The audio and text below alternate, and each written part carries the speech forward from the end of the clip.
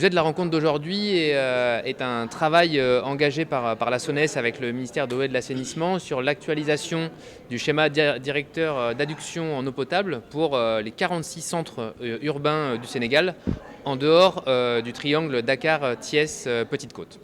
Les grands enseignements de l'étude sont tout d'abord que selon l'enjeu du principe d'équité territoriale, il est fondamental que la SONES et le ministère de l'eau et de l'assainissement se penchent aussi sur les enjeux d'adduction en eau potable dans l'ensemble des centres urbains du pays.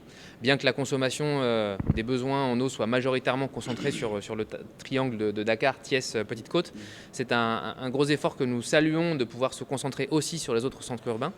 Il ressort bien évidemment un besoin d'augmentation de la production des capacités en eau, des enjeux autour de la qualité de l'eau et donc de la trajectoire d'atteinte des objectifs du développement durable autour d'un accès à l'eau régulier et de qualité pour l'ensemble des populations. Le schéma directeur que nous venons de présenter aujourd'hui s'intéresse en fait s'intéresse aux 46 centres de l'intérieur. Donc la semaine passée, nous avons vu ce qu'il fallait faire au niveau du triangle Dakar-Mbour-Thiès. Aujourd'hui, c'est les autres centres parce que la SONES intervient en milieu urbain et périurbain. Les études sont planifiées à l'horizon 2040. Donc nous essayons d'anticiper sur la demande et voir quelles sont les actions que nous devons mettre en place pour que d'ici 2040, nous puissions satisfaire les besoins en eau des populations. Non, c'est un outil de planification. Ce n'est pas le premier schéma directeur que nous faisons.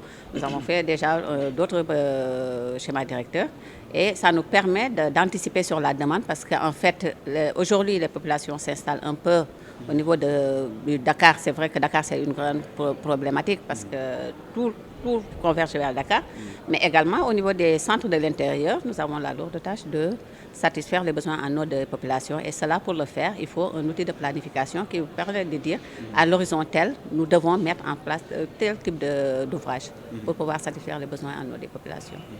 Nous sommes accompagnés dans le cadre de ce schéma directeur et celui qu'on a vu la semaine passée, nous sommes accompagnés par l'AFD, mais sur tous les programmes que nous avons souvent des accompagnants, les bailleurs, que ce soit l'AFD, ça peut être notre bailleur aussi, ils interviennent dans le cadre de nos projets que nous finançons. Bon, les ressources sont ce qu'elles sont, hein, elles sont en train de se raréfier.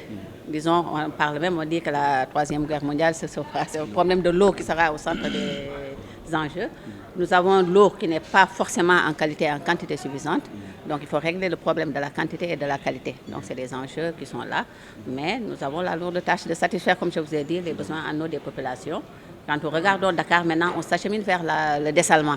Donc nous continuons à mobiliser les ressources en eau souterraine et toute autre alternative que nous pouvons trouver sur place. Tous les centres de l'intérieur, il y aura un schéma directeur pour ces centres de l'intérieur.